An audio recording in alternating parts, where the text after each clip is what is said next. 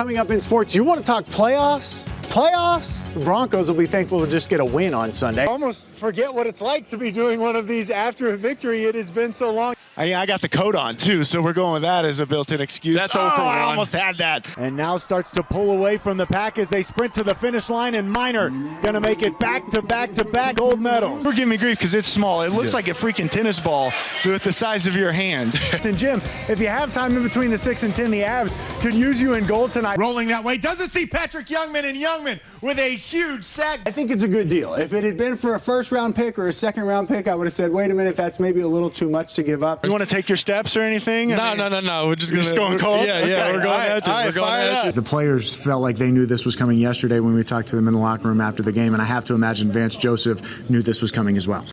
When you think about this season, the New York Jets game was a terrible loss. This one might actually be even worse when you consider that the 49ers came into this game at 2-10. They were playing their third-string quarterback in Nick Mullins, a guy who started the year on the practice squad. Plus, the Broncos were riding a 3-game winning streak. This was a game they needed to have for their playoff chances, and they simply could not get it done. Our Romy Bean is in Santa Clara. Got to see this one live in person. Romy, I think I should apologize that you had to sit there and watch that, but when the Broncos go back and look at this game, they're going to look at George Kittle as a big reason why they lost. You know, Mondays are tough enough, and the Rockies certainly aren't helping. Last week, we were sitting here talking about how the Rockies had just been swept by the Dodgers. This week, we're sitting here talking about how they have just been swept by the Arizona Diamondbacks. The Rockies with another tough home series. They managed just 3 runs yesterday, and they've now lost 7 straight games at home. In total, they have lost 8 of their last 10, and yesterday after the game, first baseman Ian Desmond not holding back when asked what needs to change.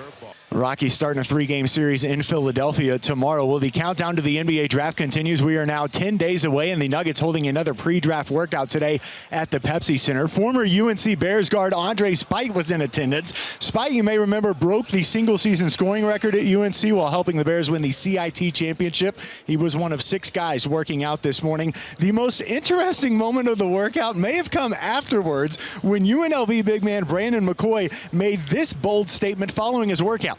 Best center in the draft. We'll see if NBA GMs agree with that. All right, Minnesota high school baseball. Watch the pitcher here. Gets the strikeout to send his team to the state tournament, but doesn't celebrate with his teammates. Instead, he goes over to console the batter that he had just struck out. The two are childhood friends. An absolutely incredible display of sportsmanship and class. Hats off to that young man, and good luck in the state tournament as well. We can only hope that Ed McCaffrey and I will get along as well as those 2 young men did tonight on Xfinity Monday Live. Ed going to be our guest beginning at 6:30 here at the Viewhouse Centennial. Hello, everyone, and welcome to the Viewhouse Centennial for tonight's edition of Xfinity Monday Live. Glad to have you with us on a chilly Monday evening, but you know what always warms the soul is talking Broncos with Brandon Stokely. How are you, man? I'm doing great, buddy. Thanks for having me. Absolutely. Well, you're the perfect guest because, of course, we're talking Broncos. We're talking Joe Flacco. You're a former teammate of Mr. Flacco. Spent a year together in Baltimore. We dug through the archives. You got to go deep for some highlights from my days in Baltimore with Joe Flacco. There wasn't many highlights. 13 catches. Okay. 155 receiving yards. Maybe not the best year in the career. It was my last year. I was like 40 years old. I mean, give me a break. So what are the Broncos getting in Joe Flacco? They're getting a guy that has been to the mountaintop, and we've seen it here firsthand. A guy that is a veteran quarterback that has seen it all and played in big games and consistently has been a winner his whole career. I mean, that's who they're getting. How much do you think, because of what the Broncos were able to accomplish with Peyton Manning, who was on the back end of his career, how much do you think maybe that was in John Elway's mind as he made this move? Well, I don't necessarily think that was in his mind, Peyton Manning. There is no other Peyton Mannings that are going to be available. I think what was in his mind was, I don't want to have to draft one of these young guys. Yep. Case Keenum's not the answer. So what veteran guy can I find that's not going to cost me a lot, that can come in here and be a veteran presence and, you know, will help us win football games? When you look at this, which Joe Flacco are they getting? You mentioned he's been to the mountaintop, a Super Bowl MVP, but in his last 51 games, he's 24-27 as a starter. So which guy can the Broncos expect when they take the field to start the 2019 season? They're going to get a winner. They're going to get a veteran quarterback. I think if they put the right pieces around him, you look at the weapons that he's had in Baltimore, I don't think they put enough pieces around him, and I think they were trying to do that this year, and I would have liked to have seen Joe Flacco for the whole year in Baltimore this year. I think you would have saw a guy that would have put up a lot of really good numbers. And I think if they continue to build this offensive line and you have the running game that you had last year and the emergence of Cortland Sutton, Deshaun Hamilton, maybe add another piece there, and hopefully Jake Butt gets back healthy, I think you'll see a Joe Flacco go out there and have a really good year. You've mentioned it a couple times. He's a winner. How much does that play in the locker room? Oh, it's huge. I mean, he already has built up equity when it comes to the guys and respect from the guys in that locker room, because he's been around this game for a very long time. He's won a Super Bowl MVP, so he walks in that locker room with a built-up equity that a younger quarterback doesn't have. Now, you're solid that this is an upgrade from Case Keenum. Absolutely. Why? Why is he better than Keenum? Well, I think, first of all, he's a better quarterback. He's done it for his whole career. He's been the guy. He's been the starter. Case did it for 1 year, and he was a one-hit wonder in Minnesota. Just wasn't able to duplicate that. Joe's been the guy forever in Baltimore. And I think, secondly, when you look at the situation there, you look at, okay, what did they have to give up to get him? They gave up a 4th-round pick. How much money is guaranteed on the rest of his contract? None. So if he doesn't have a good year, you're able to move on, and it frees you up in the draft to go with that number 10 overall selection and pick a good football player. You don't have to pick a quarterback now. So I think it's a win-win-win for the Denver Broncos. It's a good move all the way around. You know, I look at this and I tell everybody, close your eyes and imagine, who do you want to be your quarterback? Joe Flacco or Case Keenum? And I think most people would pick Joe Flacco, and that's basically what the Broncos asked themselves. Absolutely. You know, who is going to be the quarterback in 2019? Do you want Case Keenum? Do you want a rookie quarterback that it's a down draft class when it comes to the quarterback position? Or do you want a guy like Joe Flacco that you don't have to give up a lot for, and that, you know what, you're very, very flexible with his contract moving forward. You're not stuck with him because he has a lot of guaranteed money. He doesn't have any more guaranteed money. So I think it's a low-risk, high-reward type of situation for the Denver Broncos. And there is an advantage to being the first team to make a move, because, you know, everybody's always looking to upgrade the quarterback spot, and there's an advantage to being the first team to make that first domino fall. Now, you mentioned that number 10 pick. Broncos are still holding on to it. Should they look at a younger quarterback? I mean, I don't think so. If somebody falls to them that they love, look, you can never have too many good quarterbacks, and especially a young one, so you would have to take them. But I think John Elway looked at this group of quarterbacks and didn't see anybody that he loved and said, I want to be able to use that 10th pick to get another good football player. You got Bradley Chubb last year, whether you can get the linebacker from LSU, Devin White, or get a cornerback, or get an offensive lineman. I mean, we need offensive line help. So that frees you up, this Joe Flacco move, to be able to go in the draft and take the best possible player available, whether it be offensive lineman or a good defensive player. The most important thing there, you don't have to reach, because we've seen what happens when you reach and miss, a la Paxton Lynch. Brandon Stokely, our guest tonight here at the View House. Centennial Monday Live here at the View House is brought to you by Xfinity Home. It is home security made smarter, because smarter is safer. Xfinity, the future of awesome. Hey, make sure you come on out Monday nights here at the View House Centennial. Every night at 6 p.m., it's your chance to hang out in the VIP tailgate lounge with 5 to 8 of your friends and enjoy signature dishes and cocktails, all from the View House Centennial. Stick around. More Xfinity Monday Live coming up right after this.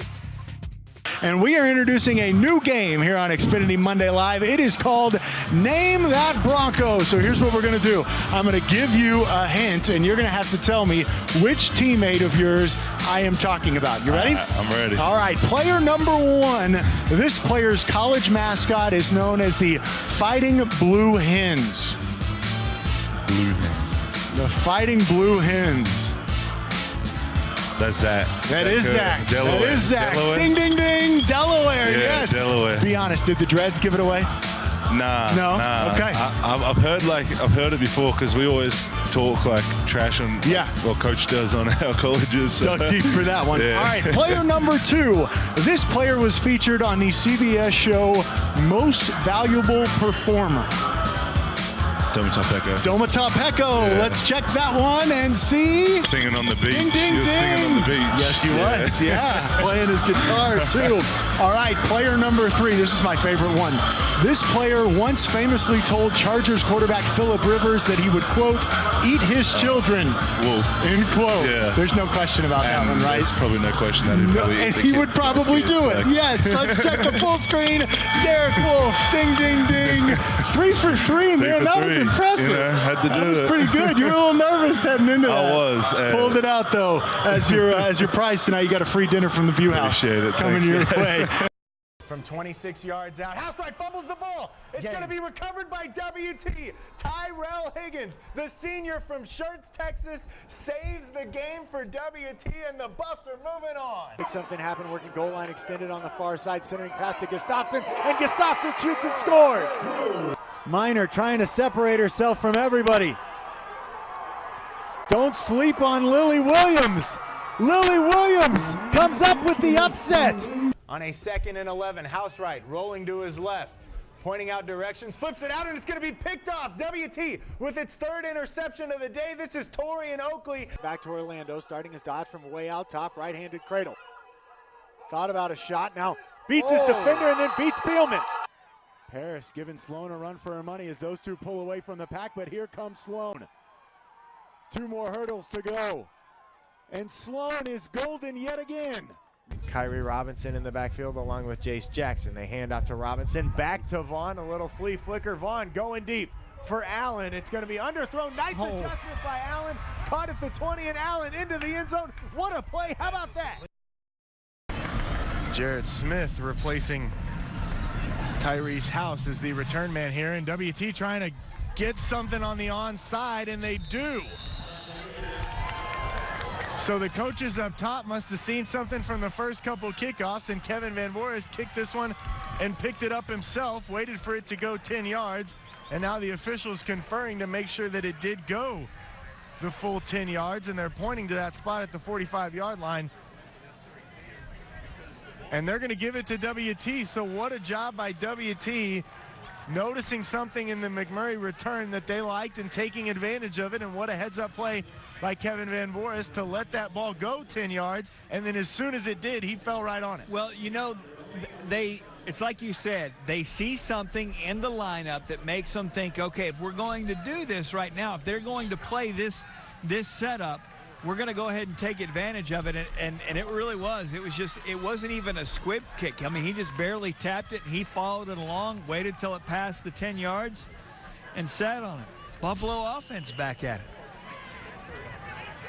And again, my apologies to Jeremy Rowan. I didn't want to discredit him. That's his 3rd touchdown on the year receiving. Vaughn going to the air. Now he hands off on a delayed draw to Aaron Harris, and Harris has some running room inside McMurray territory, still on his feet. And he'll be wrapped up right at about the 40-yard line. Craig Watts got in there late trying to give the senior running back a little extra push, and Harris's helmet falls off, so we'll see Jeremy Ulrich for the first time today. And that is a Texas Plains Federal Credit Union first down. I want to thank MetaPark Pharmacy for being the first quarter clock sponsor. There you see big Craig Watts, number 64, coming in at the back end of that play, trying to push Harris forward a little bit. It'll be a 1st and 10. WT going to the air. This is Ward Hudson, and Hudson has some blockers out in front, and he'll get inside the 20-yard line and be brought down. Actually, I believe they're going to mark him out of bounds at the 21. He stepped out of bounds, so